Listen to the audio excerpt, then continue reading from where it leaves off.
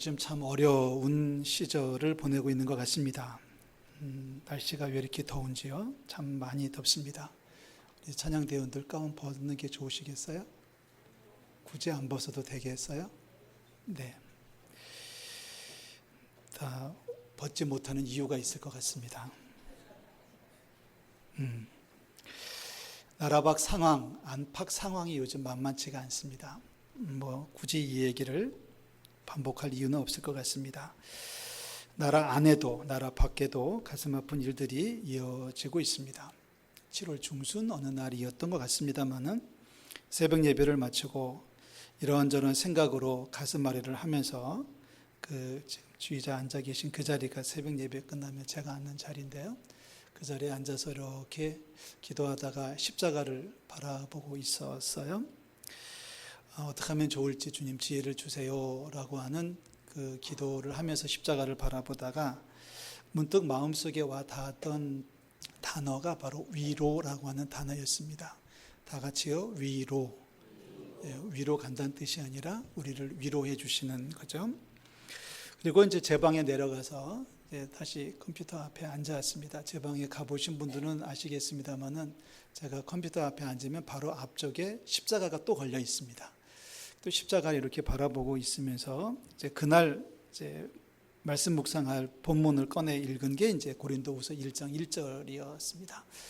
1장 1절에서 쭉 말씀을 그 주간 동안에 1장 전체를 며칠 동안 묵상하면서 다시 한번 또 위로라고 하는 단어가 깊이 제 마음속에 다가왔습니다.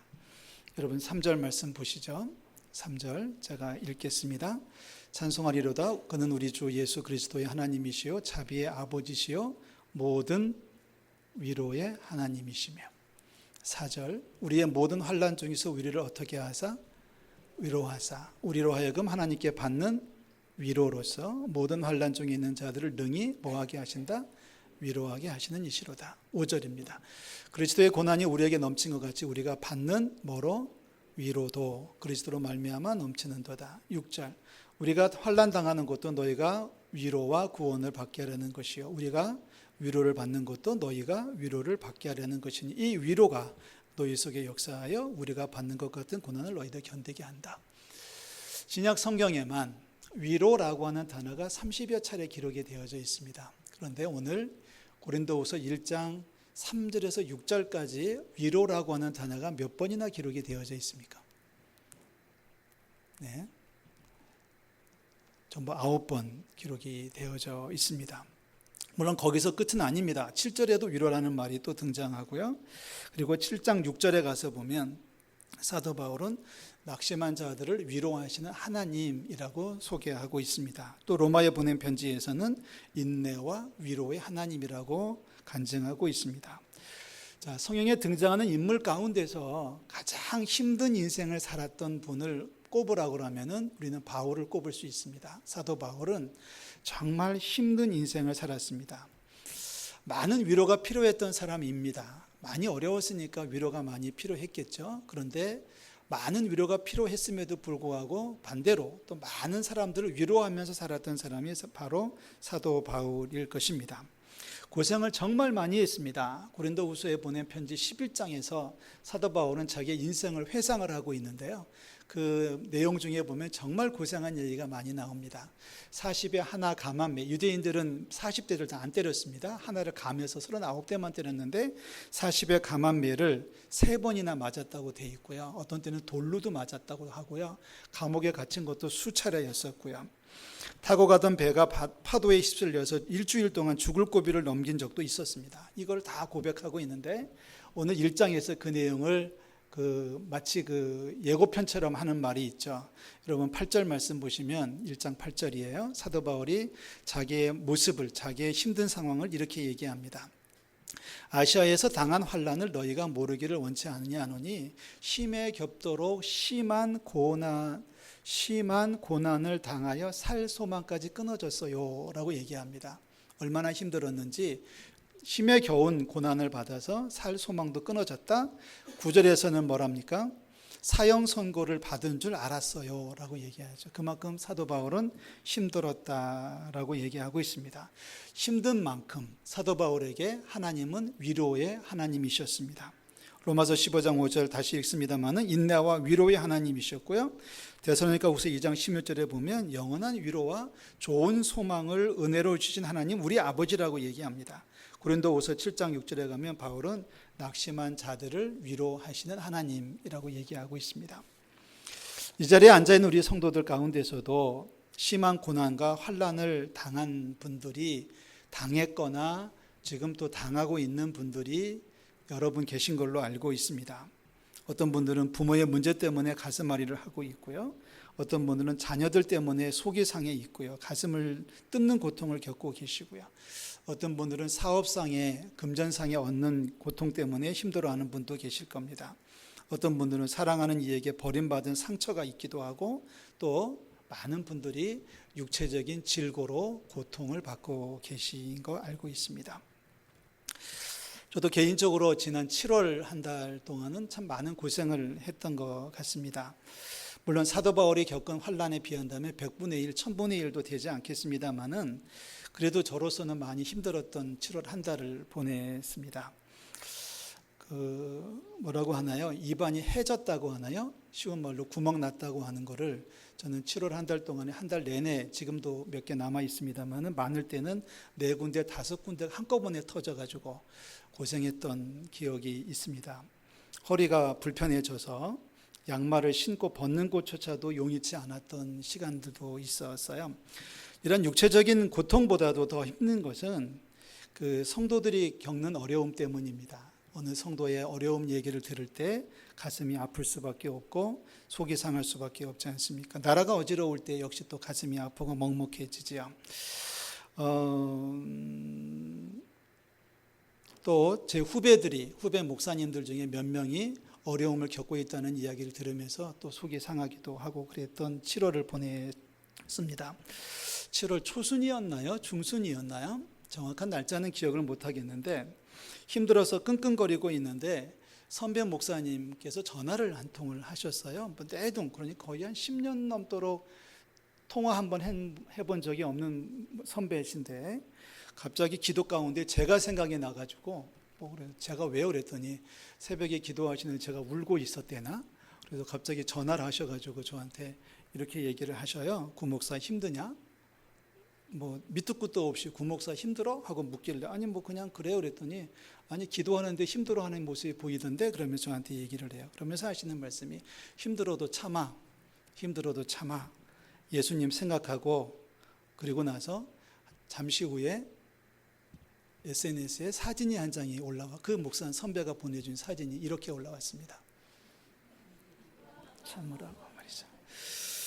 저 사진을 간직하고 있는데 그리고 나서 또 저 사진이 또 누군가한테 또 날라와가지고 지금 2번이나 받았는데요. 여러분에게 저 사진을 보냅니다. 다 같이 한번 해볼까요? 하나, 둘, 셋. 네. 옆에 있는 분에게 이렇게 주먹 들이대면 싸우자는 거고요. 자기 자신하게 하는 거죠. 사랑하는 성도 여러분, 힘드실 거예요. 힘들어도 잘 참으시기를 주의 이름으로 축원합니다. 우리 선배 말 그대로 한다면 예수님 십자가 생각하고 참아. 좋은 날이 올 거야.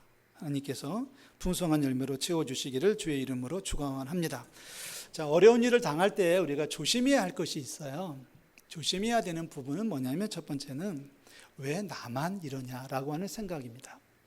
왜 나만 이래? 왜 나만 이래? 다른 사람은 다 괜찮은데 왜 나만 이렇게 고생하는 거야? 라고 생각하시는 분들이 많습니다.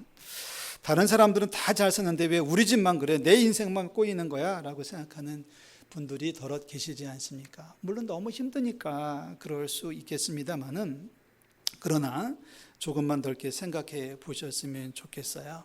나만 그런 게 아니고요. 몰라서 그렇지 우리 주변에 고생하는 분들 꽤 많이 계십니다. 나만큼이나 혹은 나보다 더 심하게 앓고 있고 아파하고 있고 상처 입은 분들이 너무 많습니다. 오늘 바울만 해도 그렇지 않습니까? 얼마나 힘들었으면 살 소망이 끊어졌어요 라고 할까요? 얼마나 죽을 고비였었으면 사형 선고를 받은 것 같았다라고 말할까요? 자, 우리는 사도 바울만큼은 지금 아프지 않거든요. 사실은요. 사도 바울만큼 두드려 맞지도 않았고 감옥에 가지도 않았고 사도 바울이 갖고 있는 질고 같은 질병도 사실은 없을 겁니다. 우리 나만 왜 이래라는 생각이 선한 생각이 아니에요. 예수님 생각하고 사도 바울 생각하면서 잘 참고 견디는 저와 여러분들이 되시기를 주의 이름으로 축원합니다. 또 하나, 환난을 당할 때에 우리가 해야 될 중요한 모습은 하나님을 찾는 겁니다. 다 같이 힘들 때 하나님을 찾는다. 세상 사람들은 힘들면 또 이상한 데를 찾아가지 않습니까? 어떤 사람들은 돈 많은 사람한테 가고, 어떤 사람들은 뭐 친구 좋다고 그래서 친구 만나가지고 뭐 술 한잔 한다고 그러고, 어디 가서 뭐 하고, 여러 가지 방법들을 다 강구하고 있습니다만은 우리 믿는 자들은 달라야죠. 다르죠. 힘들 만큼 하나님을 찾는 것이 필요합니다. 우리는 분명히 믿죠. 우리 그리스도인들이 위로를 받을 수 있다면 하나님의 품이 최고인 줄로 믿습니다. 우리 아이들을 다 키워보셔서 알 겁니다. 아이들을 키우다 보면 잠깐 이제 엄마가 잠깐 나갈 때가 있잖아요. 그런데 꼭 그때 애가 사고를 치고 울어요. 엄마 찾고 막 웁니다. 그러면 이제 뭐 할머니가, 남편이, 아빠가 애한테 별걸 다 해줍니다. 뭐 먹을 것도 줘보기도 하고, 다 해보셨잖아요. 신기한 장난감을 줘보기도 하고. 그래서 애를 달래보려고 노력을 하지만 애가 진정되지를 않아요. 그러다가 한참 실갱이를 하고 있을 때 엄마가 일을 끝내고 나서 집으로 딱 들어오면 엄마를 보는 순간에 모든 것이 다 풀어집니다. 그냥 엄마를 보는 순간에 다 풀어지지요. 한 번은 돌 잔치를 갔는데 안 하던 화장을 하고 머리를 꾸민 엄마답지 않았는지 엄마 품에 안겨서도 엄마를 발견을 못하고서 엄마를 찾고 울어요. 엄마 품에 안겨서 엄마를 찾아야. 그러니까 엄마가 안 됐다 싶었는데 갑자기 머리를 막 흔들고 얼굴을 막 손바닥으로 씻어내리니까 조금 흉해지더라고요. 그러니까 엄마를 알아보더라고요. 엄마면 다 되는 거 아닌가요? 우리 어린아이와 같은 순전한 믿음으로 회복될 수 있기를 주의 이름으로 축원합니다. 엄마면 다 되잖아요. 엄마가 손에 들고 온 물건이 그 아이를 행복하게 하는 게 아니라 엄마 품이 그 아이를 행복하게 하는 것처럼 우리를 푸른 풀밭으로 이끄시는 하나님, 쉴만한 물가로 인도하신 하나님이 우리의 영원한 소망이며 최고의 위로자가 되시는 줄로 믿습니다. 우리를 위해 독생자까지 주신 하나님은 사랑이시고요. 하나님은 소망 가운데 저와 여러분들을 위로해 주시는 줄로 믿습니다. 자, 사도 바울은 데살로니가 후서에서 이렇게 하나님을 소개를 합니다. 우리 주 예수 그리스도와 우리를 사랑하시고 영원한 위로와 좋은 소망을 은혜로 주신 하나님 우리 아버지께서 너희 마음을 위로하시고 모든 선한 일과 말에 굳건하게 하시기를 원한다. 자, 소망과 위로죠. 영원한 위로와 좋은 소망은 은혜로 주신 하나님 아버지. 우리가 하나님을 만날 때 세상 그 누구에게서 얻을 수 없는 참된 위로를 받게 될 줄로 믿습니다. 요즘 새벽 기도 시간에 요한계시록을 쭉 읽어나가고 있는데요. 이번에 요한계시록 읽으면서는 시간을 많이 지금 할애하고 있어요. 우리 요한계시록 2장과 3장에 보면 주님께서 요한을 통해서 소아시아 7교회에 보내는 편지가 기록이 되어져 있습니다. 그 소아시아 7교회에 보내는 편지를 보면 그 질책도 있고 칭찬도 있어요. 잘한 부분에 대해서는 칭찬해라. 못한 부분에 대해서는 너희들 회개해라. 이런 말로 이제 질책하지 않습니까? 당시 소아시아 교회 성도들이 굉장히 힘들었습니다. 굉장히 힘들었습니다. 지금 제가 말로 할 수 없는데 정말 힘들었습니다. 그 예수 믿는다는 믿음 때문에 붙들려 가서 매질을 당하고 사형을 당하고 또 집에서 쫓겨나고 직장에서 해고당하고 이랬습니다. 엄청난 환란이 있었습니다. 그러면서 동시에 이단 사이비가 침투를 해가지고 순진한 기독교인들을 미혹하고 있었습니다. 거기에 이제 초대교회 성도들이 흔들리고 있었죠. 그들에게 주님께서 말씀을 전해주시는 것이 요한계시록 2장과 3장 아닙니까?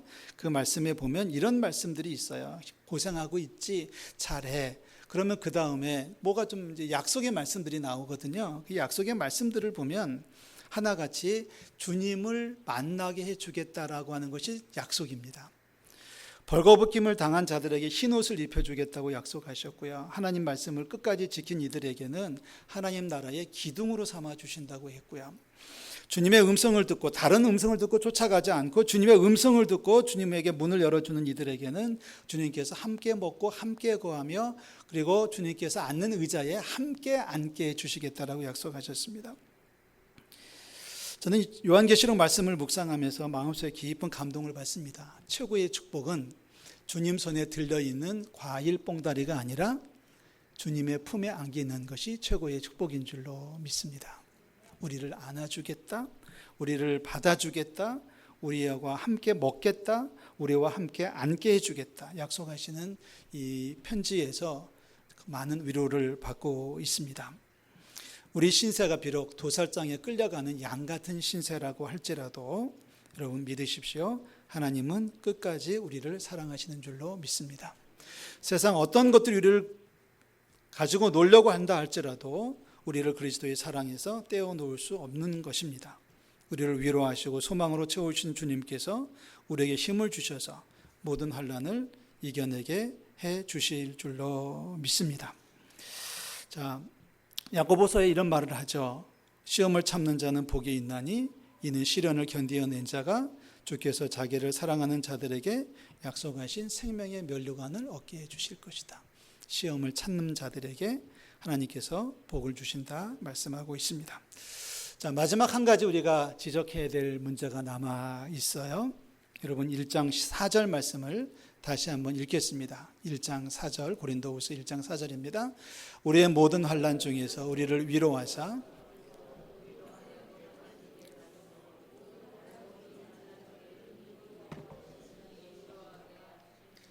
아멘. 무슨 뜻인가요? 여러분 1장 4절을 우리 세번역으로 읽으면 이렇게 읽을 수 있습니다. 화면을 보시고 한번 같이 읽어보실까요? 하나님은 온갖 환난 가운데에서 위로를 위로하여 주시는 분이십니다. 따라서 우리가 하나님께 믿는 그 위로로 우리도 온갖 환난을 당하는 사람들을 위로할 수 있습니다. 이 말씀이 최고입니다. 이 말씀이 복음입니다. 무슨 뜻인가요? 사도 바울 지금 자기의 입장, 자기의 상황을 얘기합니다. 심에 겹도록 죽을 고비를 넘기고 있다. 사형 선고를 받은 줄 알았다. 살 소망까지 끊어졌다. 그래서 힘들고 어려웠는데 나는 그래도 우리 하나님이 위로하시는 하나님, 우리를 위로의 하나님인 걸 믿고 하나님을 붙들었다 얘기합니다. 그리고 하나님께서 나를 위로해 주셨다라고 이야기를 하고 있습니다. 사도 바울의 간증이죠. 사도 바울의 간증입니다. 심에 겹도록 너무 힘들어서 살 소망도 없어지고 사형 선고를 받은 것처럼, 실제로 사도 바울은 훗날 사형 선고를 받습니다만은 사형 선고를 받은 것처럼 내 인생이 너무 힘들고 절박하다. 그래서 하나님을 의지했더니 하나님이 나를 위로해 주셨다는 얘기를 하고 있는 거예요. 자, 그런데 거기서 끝나는 게 아닙니다. 우리 그리스도인들은 거기서 끝나는 게 아니라 4절까지 가야 되는 거죠. 자, 4절을 다시 한번 풀면 이렇습니다. 하나님께서 온갖 환난 가운데 빠져있는 우리를 위로해 주셨어요. 과거입니다. 하나님께서 힘들고 어려운 나를, 우리를 위로해 주셨어요. 그래서 따라서 이제는 하나님께 받은 그 위로로 우리도, 나도 다른 사람들, 환난을 당하고 있는 사람들을 나는 위로하러 떠납니다. 이게 믿음입니다. 이게 성도란 얘기죠. 나도 힘들지만 나는 하나님께 위로를 받고 있으니 나도 아직은 문제가 해결되지 않았고 아직은 아프지만은 그러나 옆에 있는 사람들에게 달려가서 그들에게 하나님의 위로를 전할 책임이 나에게는 있습니다. 나는 그렇게 살아가고 있습니다. 라고 말하고 있습니다. 그래서 우리 그리스도인들은 상처 입은 치유자라고 할 수 있습니다. 이 말은 헨리 나우엔이 쓴 말이기도 합니다만은 상처 입은 치유자란 얘기는 나도 상처 입었지만 옆에 상처 입은 사람들을 내가 도와줍니다. 치료해 줍니다라는 뜻이에요.